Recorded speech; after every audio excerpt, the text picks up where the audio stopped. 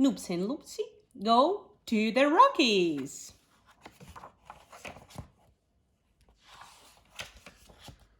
Once upon a time, not so very long ago, there lived two adventurous cats, Nuptse and Lhotse. Nuptse. Things about Nuptse. Named after Mount Nuptse, a mount right beside Mount Everest. Afraid of strawberry jam. A scaredy cat. A dreamer, and she loves jelly beans. Things about Lhotse. Named after Mount Lhotse, a mount right behind Mount Everest. Great at sports. Collects stamps. A smarty pants. And loves books. The day after coming back from a trip to Nepal, Lhotse discovered an unusual letter in the mail. "Wake up, Nuptse! I need to read this letter to you," said Lhotse. Nuptse opened her eyes just enough to see. Let's read the letter. "Dear Nuptse and Lhotse, my name is Mrs. Jasper, and I am a grizzly bear. I live in the Canadian Rockies. I heard that you are very good at climbing mountains, and I need your help. My little twin cubs, Yoho and Coot, and I are lost. We had just left our hibernation cave and paradise value, and on our way to the Valley of the 10 Peaks, they went missing. Can you please come to the Rockies and help me find my children? Yours truly, Mrs. Jasper." Look, this is Mrs. Jasper. "Lhotse, we need to go find those bears. I love bears." This is the Nuptse teddy bear. It has button eyes, velvet nose, felt paws, polka dot bow, soft pillow stuffing, calico patch, and bedclothes. "It is not like your teddy bear. They are real bears," exclaimed Lhotse. "Bears are very big and very hungry and very fast. And I heard they don't like cats very much," said Lhotse. "A very real grizzly bear. Really mean eyes. Really big teeth. Really big belly.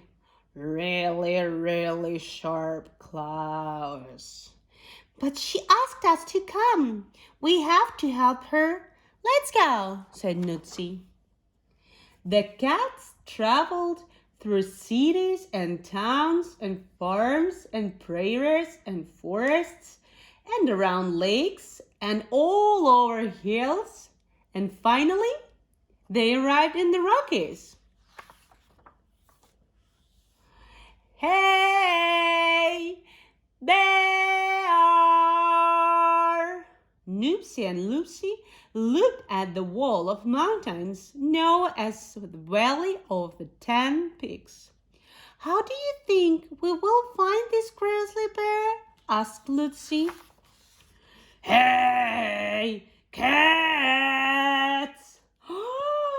The most gigantic bear the cats could have ever imagined was sitting right behind them.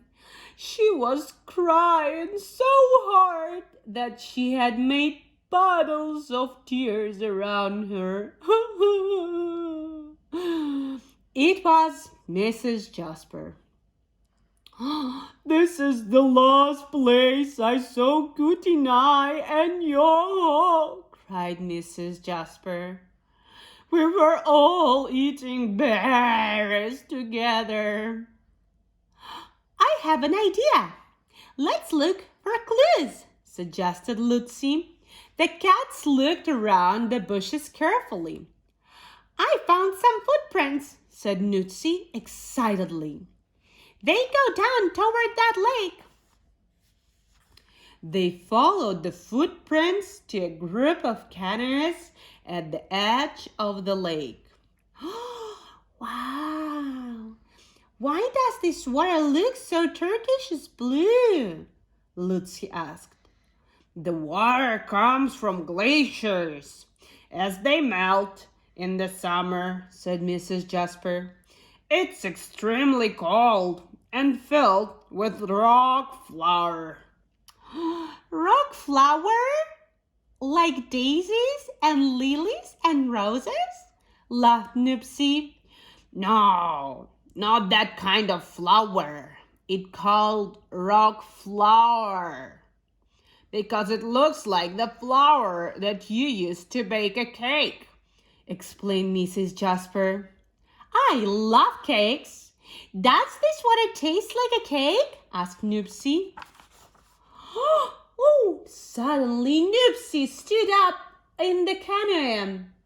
I think I see the cubs. She pointed excitedly at the shore. Nuptse, no, sit down or you're going to tip the canoe, shouted Lhotse. It was too late. The canoe rocked, then flipped over. Splash! Mrs. Jasper swam as fast as fish toward the cats. Climb onto my back, and I'll swim us all to the shore, she said. I'm turning into an icicle, shivered Nuptse. We need to get warm before we catch a cold, said Lhotse between chattering teeth. I know where we should go to warm up, said Mrs. Jasper. She climbed up a hill and through a meadow of flowers to the cozy cave. The cats had just curled up against the bear to drink deeply. Then the loudest sound they had ever heard shook the den. I think Mrs. Jasper is snoring, said Lhotse. I am not snoring, growled Mrs. Jasper. It's a train. The tracks are just below us. Yoho and Cootie and I loved watching trains. They always wanted to ride one to see where it went. Lhotse suddenly had the funny look then he solved a hard math problem. I think I know where your bears went, he exclaimed. We need to find a train station right away. Under the glow of the northern lights, they snuck onto a train that was getting ready to leave the Banff station. With a loud whistle, the train began to rattle and roll and climb up through the Rocky Mountains. The train did not slow down until the sun began to rise. I see the cubs! Look, here they are, said Nuptse. Then they were at the top of a snow-covered mountain. I see them too, said Mrs. Jasper. So do I, said Lhotse. Let's jump! Nuptse, Lhotse, and the bear tumbled together off the train and into the snow. After they laid in the soft snow, Mrs. Jasper looked around. Oh, they are getting away, she cried, pointing down a steep gully. The cubs were sliding on their bums all the way down to the bottom of the couloir. Hurry! We have to catch them, said Lhotse. I have just what we need. Lhotse opened her backpack and pulled out skis and a snowboard. She always seemed to have everything the cats needed. Nuptse and Lhotse snapped on their skis and snowboarded and car down the slope. Mrs. Jasper rolled down after them. Woohoo!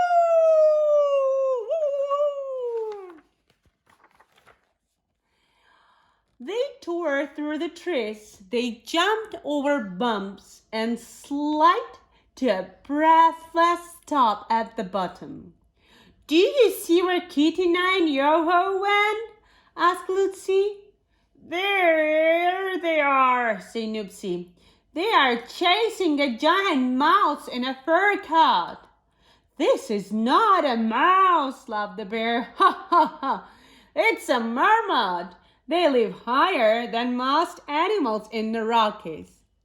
Okay, let's see what animals live in a Canadian Rockies.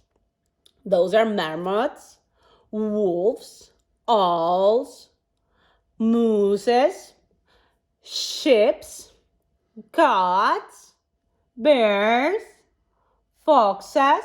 And what animals don't live on the Rockies?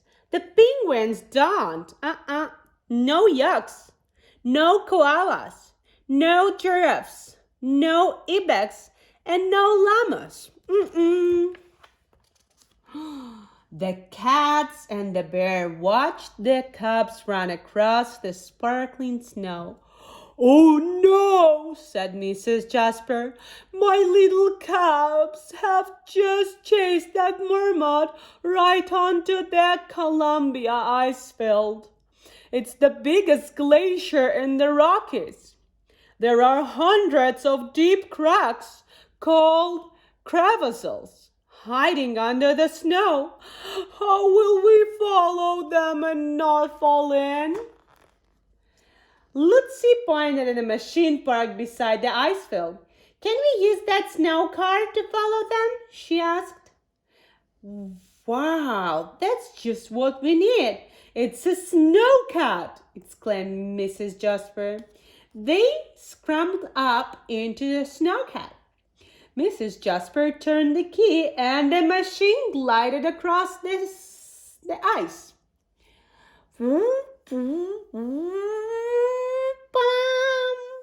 They chased the cubs through the maze of ice. Mrs. Jasper leaned out of the snowcat. "Yoho and Cootie I found you!" she shouted. The cubs turned around, waved, and disappeared. "I think they just fell into the crevasse," said Lhotse.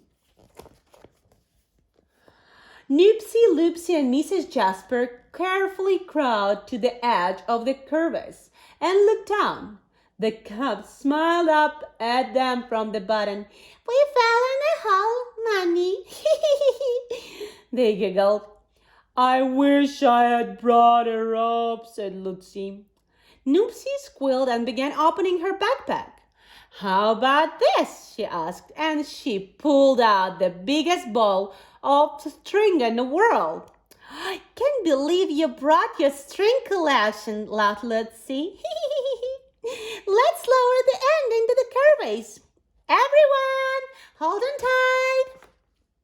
The little cubs hugged the string as Mrs. Jasper and the cats pulled them out of the crevasse. "Mommy, we had the biggest adventure ever," said Yoho. "Who are they?" asked Cootie pointing at the cats. "This is Nuptse and Lhotse. They helped me to find you," said Mrs. Jasper. The cubs looked at the cats shyly and then pronounced on them playfully. "Thank you, Nuptse." "Thank you, Lhotse." They giggled. The mountains wore cloud coats and mist scarves that night, and the bears and cats sat around the crackling campfire, roasting marshmallows. Nuptse and Lhotse sipped from their mugs of hot chocolate and whispered good night to Yoho and Courtney. As the cubs fell asleep, Mrs. Jasper